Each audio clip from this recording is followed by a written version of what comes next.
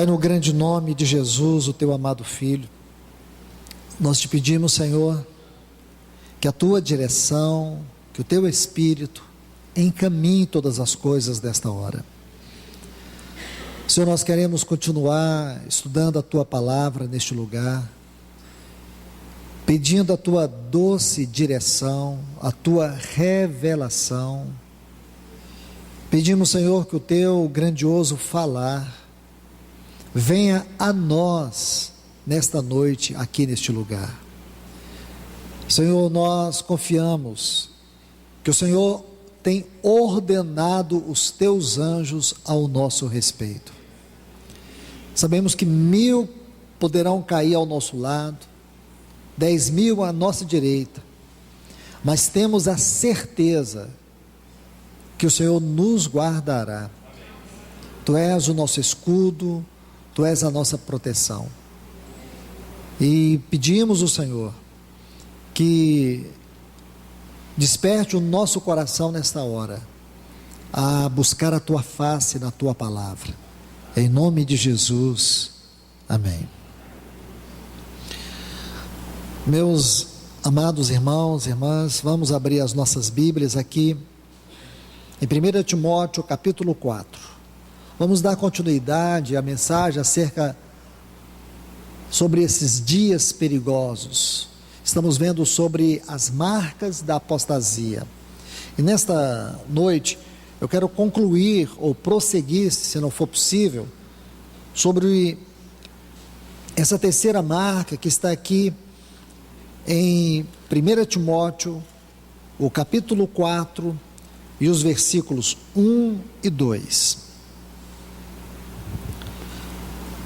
1 Timóteo, capítulo 4, versículos 1 e 2. Mas o Espírito diz claramente que nos últimos tempos alguns apostatarão da fé, escutando espíritos enganadores e doutrinas de demônios, que com hipocrisia falarão mentiras, tendo cauterizada a própria consciência. Ainda, por favor, vamos em 2 Pedro, o capítulo 2, e o versículo 1. Mas houve também falsos profetas entre o povo, como haverá entre vós falsos mestres, que introduzirão dissimuladamente heresias destruidoras, e até negarão o soberano que os comprou, atraindo sobre si mesmos destruição repentina. Ainda neste mesmo livro, vamos ler o capítulo 3 e o versículo 3. Saibam primeiro isto, que nos últimos dias virão burladores sarcásticos, andando segundo as próprias concupiscências. Judas, capítulo 1, livro de Judas. Vamos ler o versículo 18. Quero que vocês sempre observem a frase últimos tempos, últimos dias. É importante essa observação. Os quais vos diziam: nos últimos tempos haverá escarnecedores, andando segundo os seus próprios desejos. Amém. São estes os textos que quero chamar a atenção de vocês para continuarmos estudando essa terceira marca da apostasia. Os textos relativos a este assunto se encontram em 2 Tessalonicenses, capítulo 2, versículos 1 a 3, onde Paulo diz sobre os dias finais. Quando ele fala acerca da vinda do Senhor, ele diz que 2 sinais irão demonstrar com total clareza que nós chegamos no tempo do fim. E eles acontecerão e ocorrerão antes da volta do Senhor. Ele fala da apostasia e da manifestação do anticristo. O nosso assunto é a apostasia. Este assunto, apostasia, irmãos, Nós precisamos atentar, porque este é exatamente o tempo que nós estamos vivendo. Um tempo de frieza, de indiferença, onde os valores espirituais, eles são colocados de lado, desprezados. Aquilo que é fundamental na vida cristã, perde o seu lugar, perde o seu sentido. A igreja hoje, a igreja cristã, nesse tempo que nós estamos vivendo, ela tem abandonado, ela tem desviado da palavra de Deus. O verdadeiro culto a Deus tem dado lugar a entretenimentos, a programas. Aqueles que deveriam ocupar o encargo de profetas e mestres, servindo a igreja do Senhor, na verdade se posicionam como os líderes, como os donos, como os cabeças, como os principais, como aqueles que têm a maior preeminência no rebanho e sobre o rebanho. Tudo isso constitui um terrível desvio espiritual que caracteriza este ambiente de apostasia. E Paulo é claro, é enfático. Ele diz, irmãos, nos textos que lemos em 1 Timóteo, capítulo 4, versículos 1 e 2, ele diz que nos últimos tempos, alguns apostatariam da fé, por obedecerem a ensinos de demônios. Aqui nós podemos recorrer a outras versões, a uma versão que diz assim, ilusões demoníacas. Meus irmãos, nós não temos o direito de sermos ignorantes. E uma das coisas que Satanás trabalha é para manter os cristãos na ignorância. Não é só a ignorância da informação, mas é a própria informação deturpada, diluída.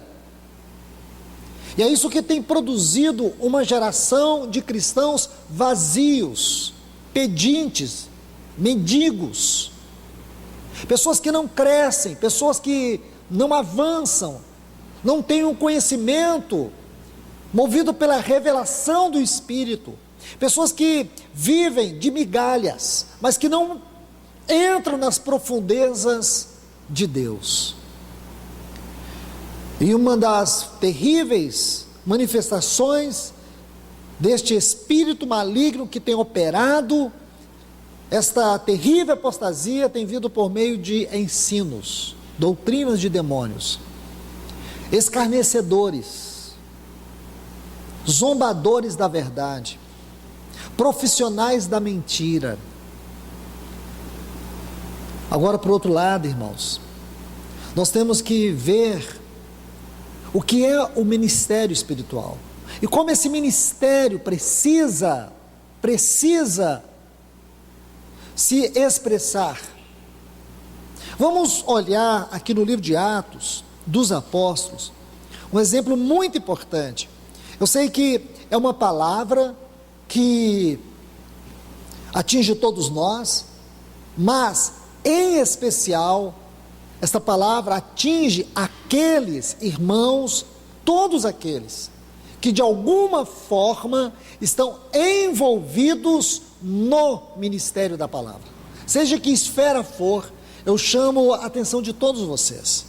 Vamos olhar aqui no livro de Atos dos Apóstolos, o capítulo 6, porque aqui vai tocar a todos nós. Diz assim, vamos ler os versículos 1 a 4 e depois o versículo 7. Naqueles dias, ao aumentar o número dos discípulos, houve uma murmuração dos gregos contra os hebreus, de que as viúvas daqueles eram esquecidas na distribuição diária.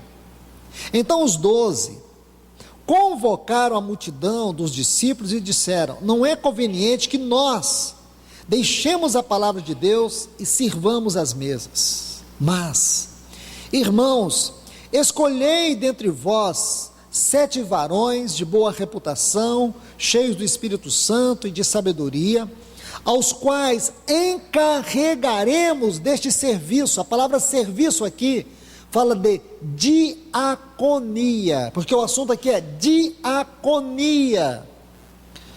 E nós, talvez na sua Bíblia está assim, consagraremos. A versão mais próxima do original diz assim: nos dedicaremos assiduamente à oração e ao ministério da palavra. Versículo 7 diz: e crescia a palavra do Senhor, e se multiplicava muito o número dos discípulos em Jerusalém. Também muitos sacerdotes obedeciam à fé. Observemos aqui, irmãos, alguns pontos importantes. Olhe atentamente que este episódio se dá no início da história da igreja.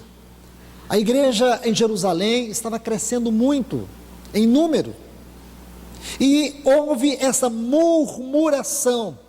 Interessante que isso fala de um movimento secreto, silencioso, um descontentamento silencioso, porque é uma obra maligna. Isso estava ocorrendo ali, e os apóstolos tiveram discernimento. E quando eles tiveram esse discernimento, observe o versículo 2. A parte B diz assim: não é conveniente que nós, olha a palavra, deixemos a palavra de Deus e sirvamos as mesas. Observe aqui, essa palavra deixemos, no texto original, descreve algo como que abandonar, deixar para trás, ou renunciar. Então o que os apóstolos estão dizendo? Não é apropriado, não é conveniente que nós renunciemos ao ministério da palavra e nos dedicaremos à diaconia da igreja. Não que a diaconia não fosse algo fundamental, claro que é.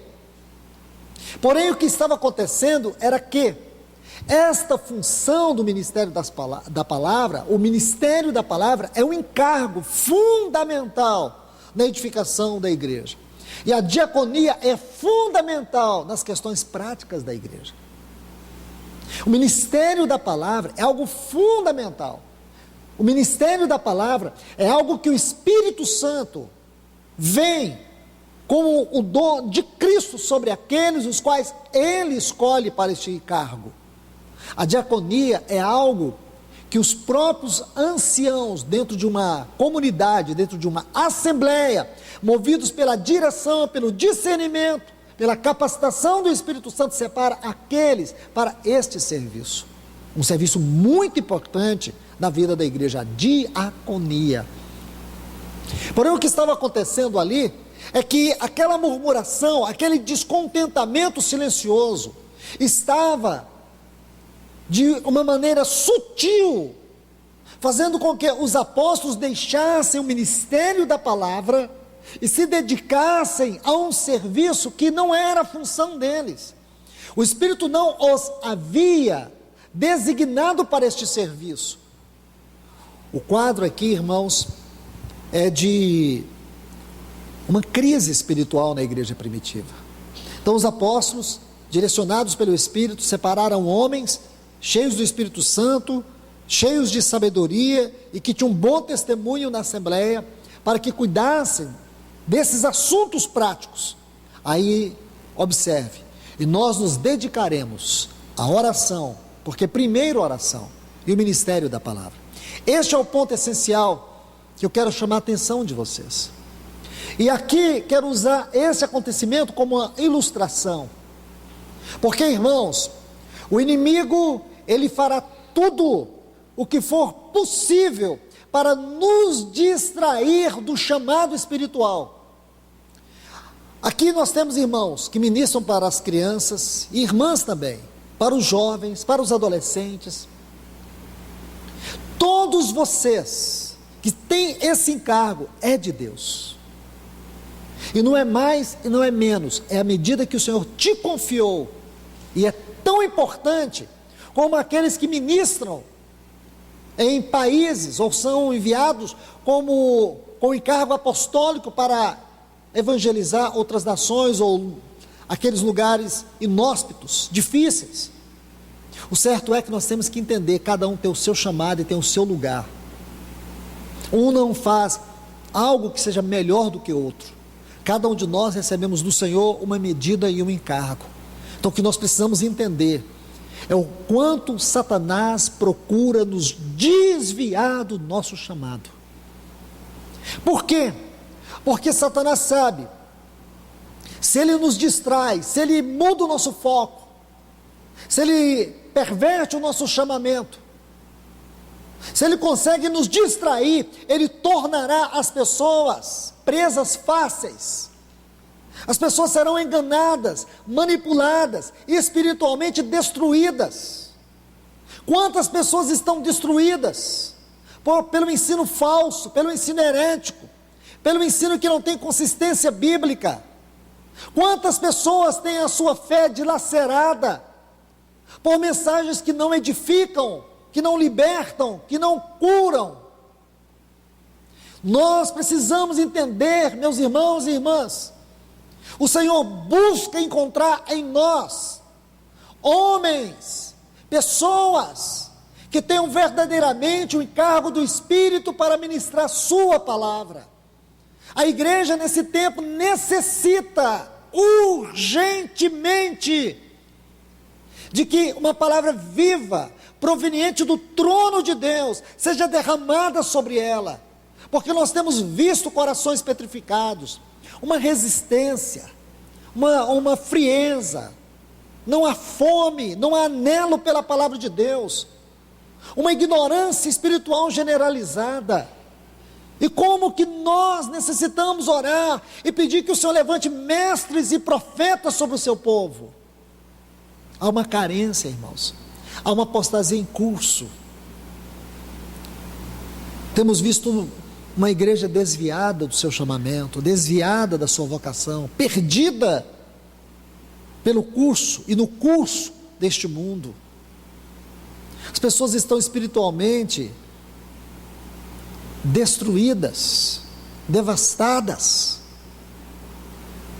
e somente, irmãos, homens que sejam trombetas de Deus, possam levantar a voz para proclamar a verdade, porque a mentira só tem efeito enquanto a verdade está oculta. As trevas só se manifestam quando a luz está apagada. Deus deseja trazer a verdade, Deus deseja trazer a luz, para que o povo seja libertado da ignorância, das trevas espirituais. Do contrário, continuaremos nessa apostasia, nessa frieza. Meus irmãos, deixe-me mostrar algo sobre, já falei sobre isso há pouco tempo, mas eu quero apenas dar uma rápida pincelada aqui, e avançar um pouco sobre este assunto no Antigo Testamento. Há poucos dias eu compartilhei com vocês algo no capítulo 32 e 33 do livro de Êxodo, sobre Moisés, sobre Arão e Moisés. Creio que alguns devem se lembrar. Apenas realçando um pouco esse assunto, lembre-se que no capítulo 32 a ênfase estava sobre Arão. Quem foi Arão? Lembre-se, Arão, ele prefigura aqui no capítulo 32, aquele tipo de mestre, aquele tipo de profeta, aquele que tem o encargo do Senhor sobre o seu povo, porém, ele desvia do seu chamamento. O que fez Arão aqui no capítulo 32? Arão, ele procurou satisfazer o desejo do povo. Moisés estava no monte, Moisés estava a 2.244 metros de altura, então Moisés estava nas alturas, e Arão estava na periferia. Consegue ver o quadro? Então nós temos que escolher aonde nós queremos estar para servir a Deus sobre a sua igreja. Nós vamos buscar viver na periferia, ou nós vamos procurar viver nas alturas? Isso é muito importante, Porque Deus te chama. Deus chamou Arão, Deus chamou Moisés. Lá em Êxodo capítulo 7, quando Moisés disse para Deus que ele era pesado de língua, ele tinha dificuldade de falar. Algumas pessoas acham que Moisés tinha algum problema de dicção, algum problema até de gagueira. Eu não me atreveria a dizer isso. Moisés, ele foi um dos homens mais capazes, mais proeminentes de toda a Bíblia. O que foi Paulo em termos de capacidade intelectual no Novo Testamento, foi Moisés no Antigo Testamento. A Bíblia diz que Moisés estudou toda a ciência do Egito. E toda a ciência do Egito, é só para você ter uma ideia, que o Egito naquele tempo de Moisés era a parte do mundo onde havia o maior desenvolvimento científico e intelectual. O Egito representava o que havia de mais nobre em termos de conhecimento, em termos de engenharia, em termos de medicina. E Moisés estudou toda a ciência do Egito. Talvez a dificuldade de Moisés era que ele não conhecia a língua hebreia. Ele não fosse tão capaz para falar ao povo. Por isso que Deus diz lá em Êxodo capítulo 7, Arão será profeta no teu lugar. Arão era um homem importante. Se você olhar a história da peregrinação do povo de Israel, você vai ver ali dois homens, Arão e Moisés. Estes dois homens eram importantes, e Arão cumpriu o papel sublime de ser o sumo sacerdote, uma posição extremamente elevada no seu aspecto espiritual. Este era Arão. E você vê aqui que Arão estava na periferia. Eu estou usando isso apenas como uma figura. É claro que naturalmente ele deveria estar onde estava, mas aqui nós vemos duas coisas diferentes. E Arão se deixou levar pelos anelos do povo. O povo começou a murmurar. Não sabemos o que aconteceu com esse Moisés. Moisés estava recebendo as tábuas de Deus, a lei de Deus. E Arão, como o próprio texto diz, que Arão deixou o povo desviado. Olhe o versículo 8 do capítulo 32 de Êxodo. Depressa, desviaram-se do caminho. Irmãos, escute, essa palavra caminho aqui fala dos atos mais elevados do propósito eterno de Deus. A Bíblia diz que Deus revelou os seus feitos aos filhos de Israel, porém para Moisés, Deus revelou os seus caminhos. São os atos governamentais de Deus. Então o povo se desviou, e ainda diz que Arão os deixara desenfreados, isto é, o povo perdeu a direção, o povo perdeu o foco, e a Bíblia diz, Arão que os deixou desenfreado. Olha o versículo 7, então o Senhor disse a Moisés, anda, desce, porque teu povo que tiraste do Egito se corrompeu. Então veja tudo isso, versículo 25, ainda do capítulo 32, vendo Moisés que o povo estava desenfreado. Essa palavra desenfreado, você encontra ela em Provérbio 29:18, não havendo profecia, o povo fica desenfreado. Traduzindo isto para este episódio no capítulo 32, significa que Arão perdeu a luz, o peso, a unção do seu chamado, por isso o povo ficou desenfreado. Então por que existe tanta heresia, irmãos? Por que existe tanta mentira? Por que existe tanto engano? Sabe por quê? Porque falta profetas, mestres, com a unção, com a graça, com a sabedoria do alto. Porque hoje é muito mais conveniente, é muito mais popular, é muito mais interessante você viver um ministério que agrada as pessoas, que satisfaz o ego delas. É muito bom você ser elogiado e nunca criticado. É muito bom você ser aceito e não rejeitado. Então, para ser aceito, para ser elogiado, vamos pregar o evangelho que agrada. Vamos distorcer a verdade cristã. Eu li num noticiário que um certo pregador americano, vou até dizer o nome dele, é o filho do Billy Graham, ele estaria indo para o Canadá, vou dizer as coisas bem claras para vocês, para uma série de conferências, em uma região, e os pastores daquela região fizeram uma reunião para limitar, algumas regiões ali não iriam aceitá-lo, limitaram as cruzadas que ele ia fazer. Sabe por quê? Porque eles não queriam que ele pregasse contra o homossexualismo, não queria que ele condenasse abertamente o pecado. Pensa, irmãos, chega a assustar você ver uma notícia como essa, mas é justamente isso que tem se tornado esse evangelicalismo degradado. Está na hora, irmãos, de você que tem recebido o encargo do Senhor, seja em que medida for, seja fiel ao Senhor. Não é que nós temos que ser pregador do caos, nós temos que pregar a verdade, nós temos que compartilhar os encargos do trono de Deus, nós temos que ser porta-voz do trono de Deus, nós temos que falar aquilo que é a vontade de Deus. Se nós deixarmos de pregar a verdade, o povo vai se corromper, o povo vai se desviar, e é justamente aqui que esta situação de Arão mostra para nós o grande risco.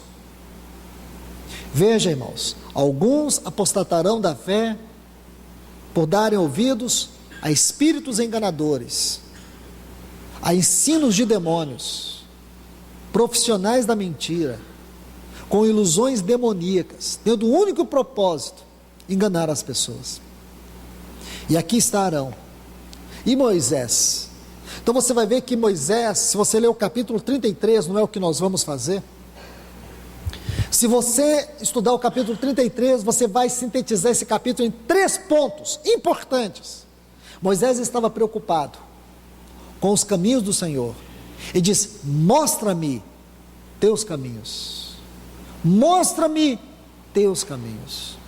Segundo, ele disse: a tua presença não for conosco, não nos faça sair deste lugar. E terceiro, mostra-nos tua face. 3 coisas: os caminhos de Deus, a presença de Deus e a face de Deus. Irmãos e irmãs, essas devem ser 3 características do encargo daqueles que nesse tempo, de maneira muito especial, 3 características que devem evidenciar o ministério da palavra nesses dias finais. Nossa vida, aqueles que pregam, aqueles que proclamam a palavra, eles devem se preocupar com os caminhos de Deus, com os atos governamentais de Deus, porque senão a igreja se perde no caminho, irmãos. Ela se perde no seu chamamento, ela se perde na sua vocação, ela deixa de ser um organismo vivo, e sabe o que ela vai se tornar? Uma instituição religiosa. Ela deixa de ser o corpo de Cristo, e sabe o que ela vai se tornar? Uma mera comunidade de bairro, da cidade. Ela vai deixar de ser uma expressão dos céus na terra, para se tornar uma expressão religiosa, mundana, caída, degradada. Ela vai deixar de ser a Nova Jerusalém para se tornar uma Babilônia. E a culpa é de quem, irmãos? A culpa é de quem? O Senhor diz assim ao profeta Ezequiel: filho do homem, eu te dei por atalaia sobre a casa de Israel. Qual era o papel do atalaia, irmãos? O atalaia era aquele que ficava no alto, na torre. Onde ficava o atalaia? Na torre. Qual era o papel do atalaia? Olhar para frente, olhar para ver se o inimigo estava vindo. E se o inimigo viesse, o atalaia, ele tinha que avisar ao povo. O papel do atalaia era o papel importante para uma nação. Era um dos papéis mais fundamentais. Era aquele que trazia segurança. As pessoas podiam dormir, porque o atalaia não dormia. Ele ficava acordado. Não era qualquer um que procurava ser um atalaia. Não era qualquer um que queria ser atalaia. O atalaia era muito bem escolhido. Irmãos, hoje o Senhor chama atalaias para avisar ao seu povo a que horas nós estamos da noite. Qual é a situação escriturística dentro desse tempo que nós estamos vivendo? Como que nós podemos discernir esta hora, os dias, esse momento? Como nós podemos olhar para cada país, ou dizer assim, para cada bloco no mundo, e olhar para a palavra e dizer, a Bíblia está dizendo, olha o que a Bíblia diz. As pessoas ficam desesperadas com muitas coisas que acontecem, mas por que elas ficam desesperadas? Porque os atalaias estão calados, eles estão pregando mensagens que lhe vêm à mente, eles pregam mensagens que vêm à mente deles. Nós precisamos pregar mensagens que vêm aos nossos ouvidos, nós temos que deixar Deus falar nos nossos ouvidos para nós pregarmos a verdade,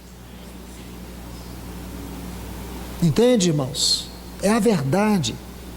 Por isso que lá em Atos 6 diz que nós nos dedicaremos à oração e à palavra.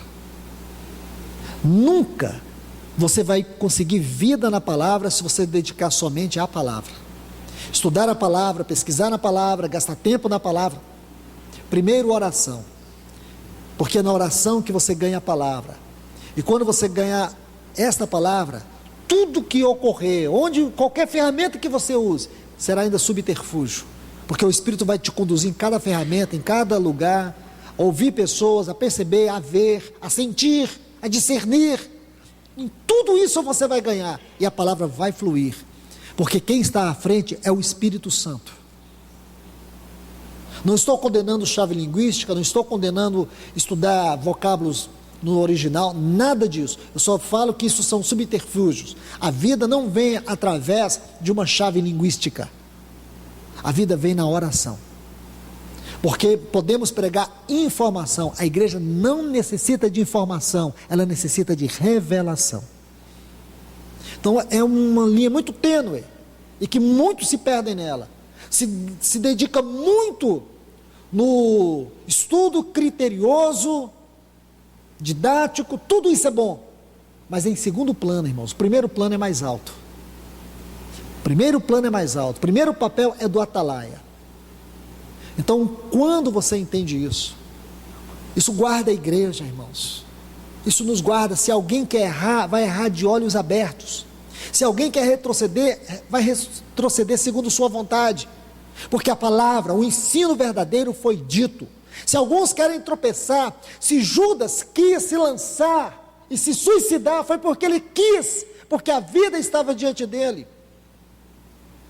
Se Pedro disse, vou pescar, renunciou o seu apostolado, foi porque ele quis, porque o nosso Senhor havia dado para ele uma palavra muito poderosa. Não foram vocês que me escolheram, foi eu que vos escolhi e vos nomeei para que vades e deis fruto. Só que Pedro deixou uma porta aberta para o Senhor, Judas não. Então, meus irmãos e irmãs, preste atenção nisso. Nós precisamos ser esses atalaias, ter esse coração de Moisés. E por último, outro exemplo que nós temos aqui, que também já citei para vocês, e volto mais uma vez, e peço a vocês, por favor, abram suas Bíblias no livro de Números, o capítulo 9, a posição dos trombeteiros, desde o capítulo 19 do livro de Êxodo, até o capítulo 10 do livro de Números, tudo que acontece, desde o capítulo 19 de Êxodo até o capítulo 10 de Números, é o que nós chamamos os acontecimentos da 12ª estação, que é o Monte Sinai. O povo de Israel chegou no Monte Sinai. Eles saíram de Ramsés, passaram por todas as estações, da primeira até a 12ª, chegaram agora na 12ª. E aqui eles estão passando os últimos momentos. Então o Senhor vai falar a eles. Olha o que o Senhor vai estabelecer aqui. O Senhor já havia estabelecido, preste atenção, o Senhor já havia dado as leis, o Senhor já havia dado toda a revelação do tabernáculo, o que nós chamamos a revelação da casa de Deus. O Senhor já havia dado agora, se você ler em Êxodo 28, Deus dá a revelação do sacerdócio. Então nós temos a revelação da casa, nós temos a revelação do sacerdócio. Então, tudo já havia sido dado. Agora Deus vai estabelecer um ponto muito interessante. Por quê?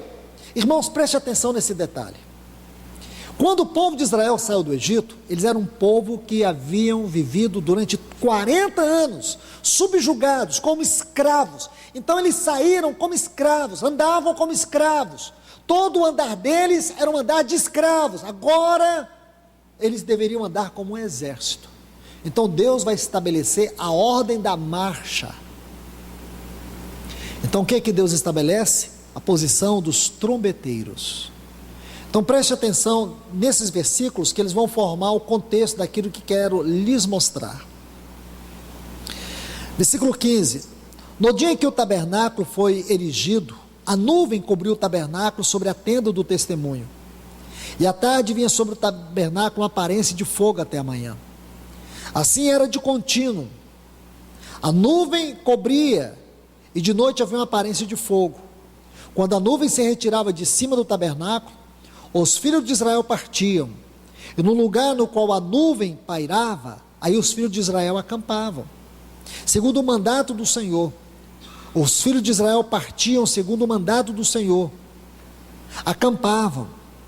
Por todos os dias em que a nuvem parava sobre o tabernáculo, permaneciam acampados. Quando a nuvem se detinha sobre o tabernáculo, por muitos dias, então os filhos de Israel cumpriam a ordem do Senhor e não partiam.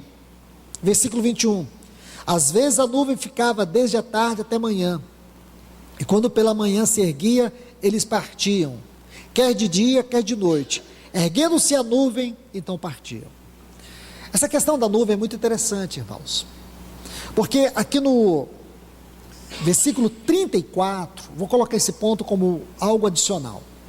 Capítulo 10, o versículo 34, diz que a nuvem do Senhor ia sobre eles de dia, desde que saiu do arraial. No Salmo 105, versículo 39, diz também a mesma coisa, que a nuvem estava sobre todos eles. Agora, é importante você observar, existem 11 versículos, desde Êxodo até Deuteronômio, onde você vai ver a frase coluna de nuvem. E existe 28 versículos, também por todo este Pentateuco, que você vai ver a frase a nuvem. Preste atenção, coluna de nuvem e a nuvem. E quando você estuda, você vai ver algumas questões muito impressionantes. Essa nuvem é um grande mistério. E deixe-me colocar algo aqui para vocês, irmãos. Não é algo para a gente falar hoje, não é um assunto para a gente falar hoje. Mas o assunto da nuvem tem sido um ponto muito importante que o Senhor tem trazido ao meu coração. E quando você estuda sobre essa nuvem, você vê que ela é uma nuvem teofânica. Teofânica, a palavra teos, Deus, manifestação, uma revelação de Deus. Então, é por isso que eu uso essa palavra teofânica, essa palavra teológica, uma nuvem teofânica. Só que essa nuvem teofânica, ela não é uma nuvem que se restringe à história do povo de Israel. Essa é uma nuvem que percorre toda a Bíblia. Geralmente, quando nós estudamos o Velho Testamento, nós buscamos figuras. E no Novo Testamento nós buscamos a realidade dessa figura. Essa nuvem me chama a atenção porque você vai ver em muitos lugares no Novo Testamento citações sobre essa nuvem, em especial no livro de Apocalipse. É algo maravilhoso. Por isso que eu chamo a atenção de vocês. Ela tem a ver com, ela nos mostra algo a ver sobre a glória de Deus, sobre a presença de Deus e sobre a voz de Deus. Essa nuvem é uma nuvem teofânica. E é lindo isso, irmãos, porque em alguns textos você vai ver que o povo de Israel estava tomado por essa nuvem. Mas, se você observar, existem textos que dizem com toda clareza, que aonde foi erigido o tabernáculo, ela estava sobre o tabernáculo, e ela ia adiante. E quando a Bíblia diz que ia adiante, essa frase, ia adiante, ela vem de uma palavra hebraica, e não é uma frase. Em português está uma frase. Deixe-me mostrar para vocês aqui, por favor. Capítulo 10, está diante de vocês aí. Números capítulo 10, versículo 33, observe aí. Assim partiu do monte do Senhor, caminho de 3 dias, a arca da aliança do Senhor ia adiante deles, estão vendo? Ia adiante, essa frase, ia adiante, no texto original é apenas uma palavra, peniim, de onde vem a palavra peniel, face de Deus. Irmãos, isso é tão profundo, porque o que fica evidente é que o desejo de Deus era revelar sua face. O desejo de Deus é se revelar. Irmãos, ninguém é capaz de ver a Deus. Ninguém por si só, de si mesmo, pode ver Deus. Porém, Deus nunca quis se esconder deste homem que Ele criou, a sua imagem e a sua semelhança. A visão de Deus e a visão da glória de Deus é o que nós mais necessitamos, irmãos. Quando João diz assim, e o verbo se fez carne, João capítulo 1, versículo 14, e o verbo se fez carne, e habitou entre nós, e vimos sua glória. Essa frase, irmãos, vimos sua glória. É fato, irmãos, que a palavra glória é uma palavra para descrever Deus para nós. Porém, nós não temos vocabulário, nós não temos condições, nós não temos dicionário, nós não temos a mínima condição de descrever a totalidade de Deus. Glória é uma palavra que descreve Deus. Deus é glória. E essa visão da glória de Deus é o que nós mais necessitamos. Quando João diz, vimos a sua glória. Quando ele disse isso, irmãos, ele já estava com 90 anos. Escute, quando João escreveu o seu evangelho, ele já estava com 90 anos. O evangelho dele foi o último dos livros que ele escreveu. O evangelho dele. E não há outro livro do Novo Testamento que mais nos ensina sobre glória do que o Evangelho de João. E essa frase, vimos a sua glória, ela é importante demais, irmãos, porque deve ser esta nossa oração: Senhor, revela-nos tua glória, porque você vai entender a fidelidade desses homens. Eles não deram 10% da vida deles para Deus, eles deram 100% da vida deles para Deus. Eles não estavam dispostos só a andar com Deus, eles estavam dispostos a morrer com Deus. Compreende, irmãos? E por que eles deram toda a vida deles? Por que eles estavam dispostos a morrer pelo testemunho do Senhor Jesus? Porque eles viram a glória.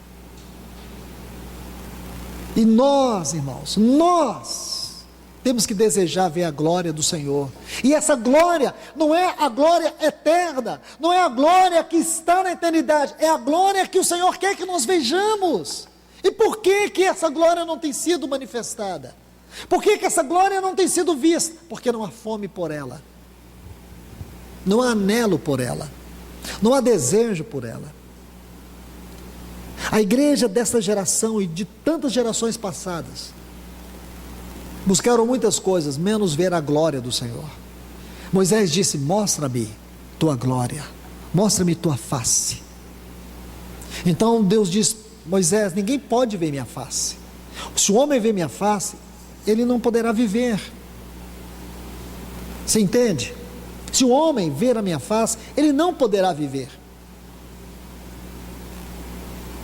Mas o Senhor diz assim: agora observe, você vai me ver pelas costas, eu vou passar pela fenda da rocha e tu me verás. Aí, irmãos, você lê toda a história de Moisés, e Moisés não vê a face de Deus. Mas quando você chega lá em Mateus capítulo 17, o nosso Senhor Jesus está no Monte Hermon, e aquela glória que ele alcançou, não a glória, sua glória eterna, mas a glória daquele homem perfeito, daquele homem íntegro, daquele homem que foi aprovado diante de Deus, aquela glória que Adão não alcançou, mas que ele alcançou pela integridade da sua vida moral, pela sua vida de fidelidade ao Pai. Aquela glória toma todo o seu ser, e ali Moisés está olhando para a face de Cristo, porque aqui Deus está revelando a sua verdadeira face. Da mesma forma, irmãos, você vê aqui, Deus está revelando sua face. Deus está revelando sua face para esse povo, mas Ele quer revelar por meio de algo muito especial. Então voltemos aqui para o capítulo 9. Veja que havia uma nuvem, essa nuvem estava sobre o tabernáculo. E agora, observe o capítulo 10, versículos 1 e 2. Números capítulo 10, versículos 1 e 2. E o Senhor falou a Moisés: faze 2 trombetas de prata, de obra batida as farás, as quais se servirão para convocares a congregação e para fazeres com que se ponham em marcha pelos arraiais. Então agora você sabe muito bem que a nação de Israel deveria partir do Monte Sinai e chegar até Canaã. Estão vendo aqui? Eles teriam que passar por 30 estações ainda, desde o Sinai até os campos de Moabe. Eles deveriam seguir marchando, mas quem determinaria a marcha? Como que eles iriam marchar? Então aqui o Senhor estabelece. Então primeiro havia aquela nuvem que estava sobre o tabernáculo, havia uma nuvem sobre a casa de Deus, havia uma nuvem que estava no alto, e haviam também esses trombeteiros. Os trombeteiros, irmãos, eles deveriam se ocupar com a glória de Deus, eles deveriam se ocupar com o mover da nuvem, eles deveriam estar diante da face de Deus. Aquilo que Moisés busca no capítulo 33, os caminhos de Deus, a presença de Deus, a face de Deus, porque tudo isso era uma descrição da glória de Deus. Então veja, meus irmãos, se nós não formos homens, mulheres, comprometidos em buscar os caminhos de Deus, a presença de Deus, a face de Deus, a igreja vai ficar em ruínas. Deus busca homens e mulheres que estejam ocupados com a sua glória, com a sua face, senão a igreja vai caminhar em trevas, a igreja vai ficar em trevas, a igreja vai ficar em ruínas, vai ficar em apostasia, vai ficar em opróbrio. Por isso, irmãos, há uma extrema necessidade que continuemos a orar para que Deus levante profetas e mestres entre nós, pelas igrejas afora. É o que nós mais temos visto, é a necessidade de profetas e de mestres, pessoas que estejam olhando para a nuvem, verdadeiros trombeteiros, 2 trombeteiros. Por que 2, irmãos? Porque isso tipifica profetas e mestres no Novo Testamento. Deixe-me dar um texto para vocês, Atos 13:1. Havia na igreja de Antioquia profetas e mestres, profetas e mestres, vara e cajado, é o encargo pastoral do Senhor na sua casa, profetas e mestres, edificados sobre o fundamento dos apóstolos e mestres, sendo Cristo Jesus a pedra principal, O fundamento do ministério espiritual é Cristo, a pedra principal. E quais são esses ministérios? Profetas e mestres. Irmãos, que lindo é isto. Se você vê Paulo dizendo que nesses últimos tempos, muitos vão apostatar da fé. Ele disse isso como uma profecia para hoje. Nos últimos tempos, escarnecedores, como disse Pedro. Judas diz a mesma coisa. Dissimuladores, enganadores, nesses últimos tempos. Profissionais do engano. Como, irmãos, irmãs, nós necessitamos que o Senhor tenha seus trombeteiros que estejam ocupados com a sua glória,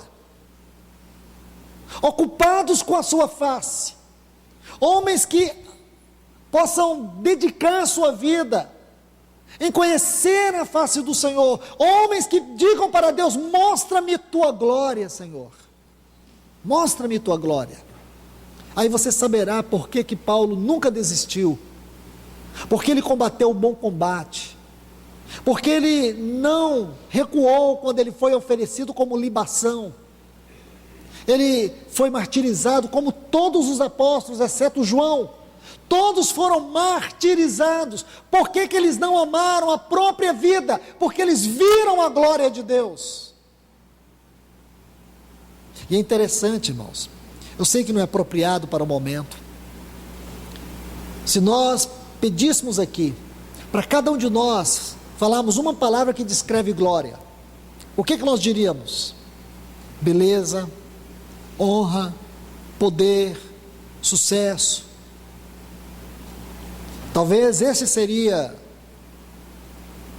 o nosso, talvez o mais próximo que poderíamos chegar dessa palavra. Talvez seriam essas palavras que extrairíamos de um dicionário. Eu quero dizer, irmãos, que para descrever palavras cristãs, nós não podemos buscar dicionários seculares. Nós temos um único dicionário que define para nós tudo. E esse dicionário chama Jesus Cristo. E se você ler o livro de João, você vai ver que a palavra glória está definida da seguinte forma: renúncia, solidão, escárnio, humilhação. Olha o que ele diz: Pai, é chegada a hora. E que hora é esta? A hora dele morrer na cruz. Pai, é chegada a hora, glorifica teu filho, para que o teu filho glorifique a ti. E aonde ele foi glorificado? Na humilhação, na rejeição, no abandono, na cruz. Lembra, João 12, os gregos vieram encontrar com Jesus. Quem eram os gregos? Os gregos era a definição da sabedoria por excelência. Se tinha um povo sábio naquele mundo e respeitado pelas grandes filosofias, esses eram os gregos. Então os gregos, eles eram turistas, eles estavam ali em Israel no tempo da Páscoa. Então eles foram a Israel, em Jerusalém, fazer o quê? Visitar os grandes monumentos, o templo, que era uma das grandes maravilhas do mundo, os lugares sagrados dos patriarcas. Se você já foi a Israel, você sabe a quantidade de coisas que tem para se ver ali. Agora imagine naquele tempo. Então os gregos estavam lá para poder ver todas essas coisas, inclusive ver o Nazareno. Então eles chegaram até Filipe e eles queriam ver Jesus, porque Jesus para eles era só uma atração turística. E Filipe foi a André, e André levou os gregos para ver Jesus. E quando os gregos vieram encontrar com Jesus, qual foi o assunto de Jesus para eles? Até hoje os gregos não entenderam. Jesus disse assim: se o grão da terra caindo na terra, se o grão de trigo caindo na terra não morrer, esse fica só, porém se morrer, dará muito fruto. Você acha que os grandes filósofos gregos entenderam isso? Jamais. Porque essa era a sua glória. Essa era a sua glória. Ele diz: quem ama a sua vida, perdê-la-á. Logo ele diz isso. Quem ama a sua vida, perdê-la-á. Isso é glória. Agora vai explicar isso aí, irmãos, no dicionário. Essa é a definição que o nosso grande mestre dá de glória. Se nós queremos desfrutar da sua eterna glória, nós temos que passar por essa glória. A glória de não ser nada, a glória de dar tudo, renunciar tudo por conta dele. Porque o grande tesouro é ele. Então, meus irmãos e irmãs, digo para vocês, peça para o Senhor lhes mostrar sua glória. Porque se você conseguir tocar as profundezas dessa glória, você vai encontrar qual é o segredo espiritual dos apóstolos, dos patriarcas, daqueles que deram toda a sua vida para o Senhor. E você vai entender a dificuldade porque você não tem dado tudo ao Senhor. Talvez você não tenha dado nem o mínimo do mínimo, porque te falta uma visão da glória do Senhor.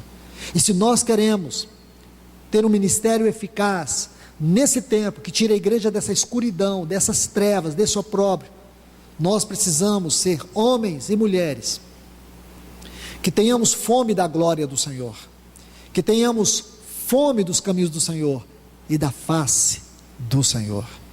Que Deus vos abençoe.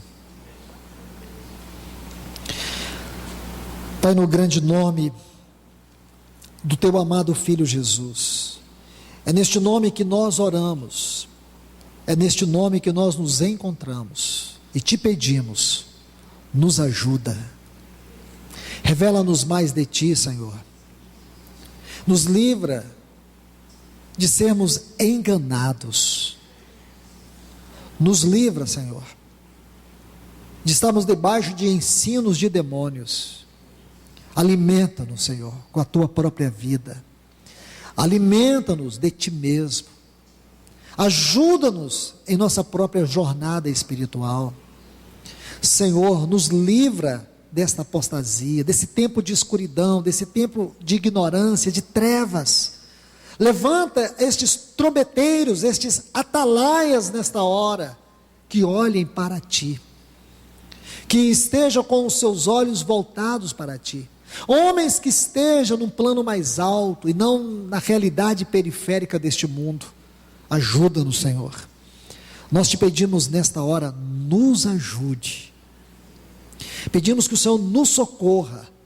Queremos experimentar aquilo que o Senhor tem para a tua igreja antes da volta do teu Filho, aquilo que vai habilitá-la, capacitá-la a corresponder no seu chamamento, esse chamamento que vai preparar o caminho da volta do nosso Senhor Jesus. Então nós te pedimos nesta hora, no grande, no santo nome do teu Filho Jesus. Amém.